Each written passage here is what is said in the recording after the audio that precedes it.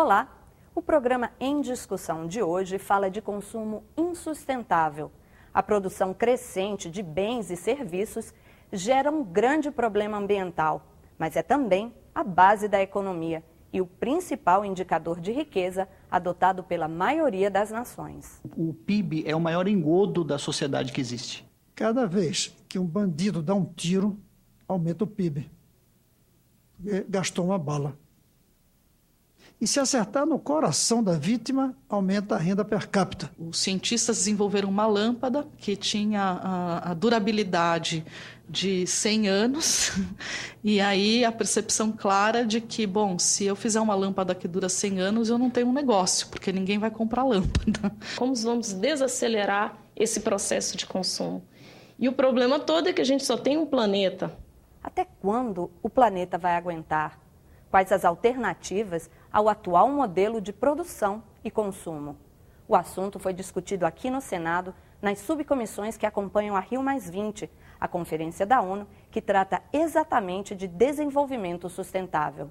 O Em Discussão está começando. Esses encontros nós temos feito ao longo de todo esse ano, desde o ano passado, como parte da preparação para esse famoso encontro de cúpula da Rio+20, que acontecerá em junho desse ano. Muitos devem saber que há uma tendência de concentrar o debate apenas no meio ambiente e na questão da pobreza. Mas mesmo o meio ambiente, aparentemente, há uma ideia de reduzir a importância daquilo que alguns vêm chamando de desambientalização do problema do desenvolvimento. Aqui nós temos feito o contrário. Além de ambientalizar, no sentido de dar importância fundamental ao meio ambiente, nós temos analisado esse assunto de uma maneira muito mais ampla, inclusive tocando na ideia, que para muitos é ainda um tabu, de que talvez a única alternativa para conseguirmos uma harmonia na relação entre os seres humanos e dos seres humanos com a natureza seja até mesmo colocar de lado a ideia de crescimento como sinônimo de bem-estar, de crescimento da economia como sinônimo de progresso. E encontrar uma nova definição para progresso, uma nova definição para bem-estar. É nesse sentido que o debate de hoje deve ser um dos mais importantes, porque nós estamos tendo a ousadia de debater a possibilidade de que o mundo melhoraria com menos consumo. Isso é de um radicalismo que é possível que muitos que nos assistam achem que estamos falando um devaneio. Mas nós queremos mostrar aqui que não é devaneio, talvez seja uma alternativa. O consumo exacerbado, ele alavanca, na verdade, ele é a base de sustentação da sociedade de consumo que nós temos hoje. Todo o nosso arcabouço social ele é formado em produção e consumo. A gente acha que o PIB é o maior engodo da sociedade que existe. O que está dentro do seu inconsciente é o que dita as suas ações. Então, a partir do momento em que o governo, todas as instituições buscam um aumento de produção, os indivíduos eles também vão atrás do consumo. Então, a produção ela está ligada ao consumo. Você vê, a China está há 10 anos crescendo a índices gigantescos e agora está dando sinais de redução de crescimento. Está o mundo inteiro desesperado, porque a China é que está mantendo o crescimento no mundo. O próprio governo federal busca incessantemente o crescimento. Desde a Eco 92, a gente já tem clareza sobre a relação entre os nossos padrões de produção e consumo e os principais problemas ambientais que a nossa humanidade enfrenta. Então, a gente tem na Declaração do Rio, um princípio 8º, ele coloca claramente, o objetivo de reduzir e eliminar esses padrões de produção e consumo como uma das medidas importantes para se alcançar o desenvolvimento sustentável. A gente também teve, em 99, uma revisão das diretrizes das Nações Unidas para a proteção do consumidor, que foi realizada justamente para incluir a questão do consumo sustentável.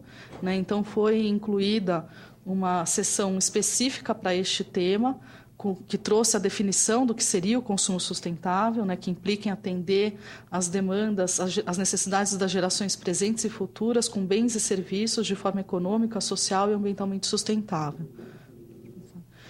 E ainda nessas diretrizes de proteção do consumidor das Nações Unidas, eles colocam claramente a ideia de corresponsabilidade. Ou seja, não é só a responsabilidade do poder público, mas também dos consumidores, das empresas, né, do comércio, em fazer essa revisão dos padrões de produção e consumo. A organização WWF publica quase todos os anos o relatório Planeta Vivo, e é um pouco angustiante a cada ano ter que atualizar esse número, né, nas nossas apresentações.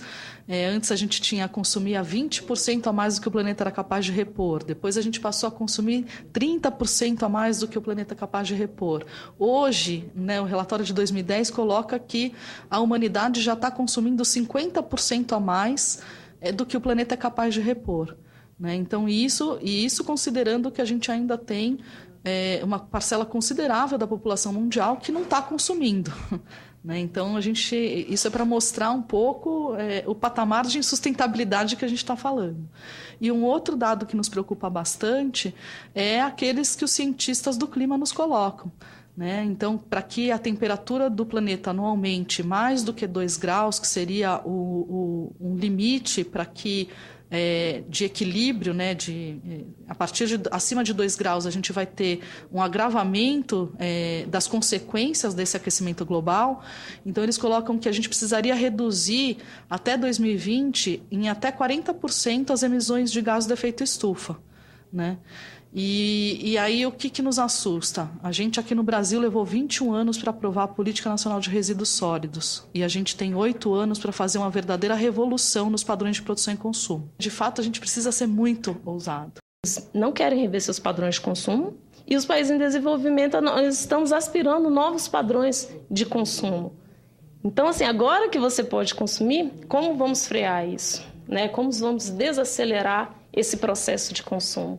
E o problema todo é que a gente só tem um planeta. Existe, sim, um problema de conscientização dos consumidores brasileiros sobre os impactos sociais e ambientais dos nossos hábitos de consumo, mas não basta só conscientizar. A gente precisa, de fato, construir alternativas concretas para os consumidores mudarem os seus hábitos de consumo. A gente fala que tem uma distância entre consciência e mudança de hábito. E alguns fatores explicam essa distância. Então, você pode ter consciência do problema, mas não da alternativa. Você pode ter uma restrição econômica financeira alternativa, porque, infelizmente, as empresas elas têm tratado os chamados produtos, entre aspas, mais sustentáveis como nicho de mercado. Então, eu acho que é duplamente injusto, porque o problema ambiental prejudica a todos, mas a solução é só acessível para quem tem dinheiro para pagar.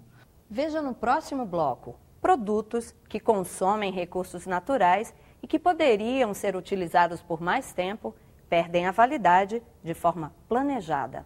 A gente volta já.